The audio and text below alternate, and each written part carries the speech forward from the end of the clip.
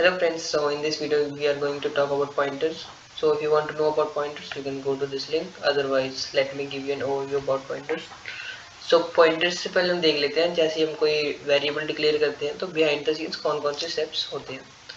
तो let's say हमने एक इंटीजर वेरिएबल डिक्लेयर करा। तो जैसे ही हम इंटीजर वेरिएबल डिक्लेयर करेंगे तो उसको एक मेमोरी ब्लॉक असाइन हो जाएगा। ऑब्वियसली कोई एड्रेस होगा। So let's say the address of this memory block is 5060। तो अब अगर हम a में कोई भी वैल्यू स्टोर करते हैं तो इस मेमोरी ब्लॉक में वैल्यू स्टोर हो जाएगी।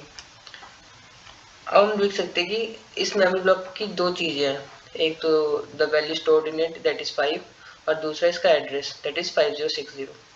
तो हमें पता है अगर हम इस मेमोरी ब्लॉक के अंदर की वैल्यू को अगर एक्सेस कर रहे हैं then we can simply print a। But what about the address? How we can access the address or how we can print the address where the a value of a is stored?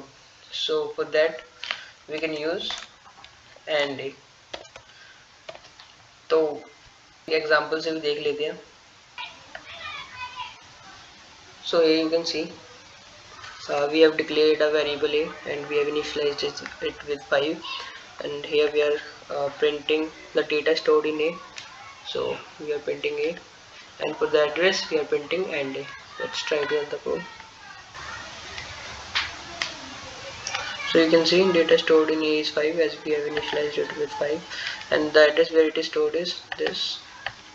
So I hope you got an idea about how and where the data is stored.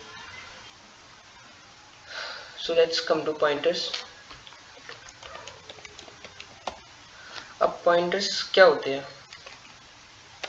Variables का address store करते हैं। For example यहाँ पे variable ए का address है 5060, तो हम pointer जैसे कोई हम एक पॉइंटर बना लेते हैं। तो इसमें हम कोई वैल्यू स्टोर नहीं करेंगे, यहाँ पे हम एड्रेस स्टोर करेंगे। तो हमें पता है ए का एड्रेस अगर हमें एक्सेस करना है तो हम एंड ए का यूज करेंगे ना कि ए का। तो पॉइंटर में हम एड्रेस स्टोर कर लेते हैं ए का। तो हमने जैसे ही हम पॉइंटर डिक्लेयर करेंगे इसी भी एक मेमोरी ब्लॉक असाइन हो जाएगा, बट यहाँ पे एड्रेस स्टोर होगा और इस केस में यहाँ पे स्टोर हो जाएगा 5060 कि हमने इसमें एक एड्रेस स्टोर करा है। तो अब इसकी खास बात क्या होगी कि इसे पॉइंट करेगा, जैसे पॉइंटर इसका नाम है तो ये अब इसको पॉइंट करेगा किसको, ए को, क्योंकि इसमें ए का मेमोरी, क्योंकि इसमें ए का एड्रेस स्टोर्ड है। तो अब हमने देख लिया कि ए की वैल्यू को अगर हमें एक्सेस करना है तो हमें प्रिंट करना होगा ए, अगर हमें ए के एड्रेस को प्रिंट करना है तो हमें प्रिंट करना होगा एंड ए। तो अब ये काम हम पॉइंटर के थ्रू कैसे कर सकते हैं?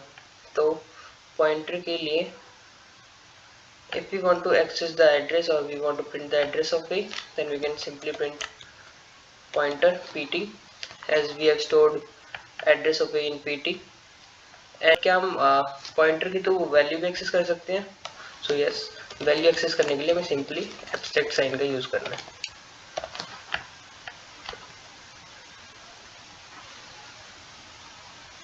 तो इसका आउटपुट जो होगा वो होगा 5060 और इसका आउटपुट होगा 5।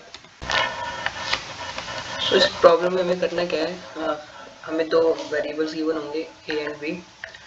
अपने को ए के एड्रेस पे a प्लस बी स्टोर करवाना है और b के एड्रेस पे mod of a minus B store करवाना है।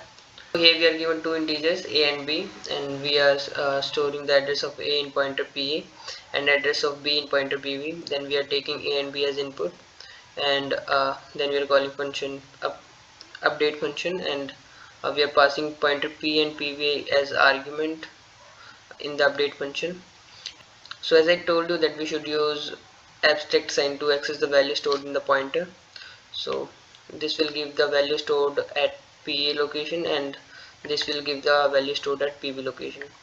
Then we are storing the sum of the values stored at these two locations in X, and we are storing the difference of the value stored in these two locations in Y. Then we are updating the value stored at PA as X and the value stored at P as Y. So now the values of a and b are updated. Let's try to run the code.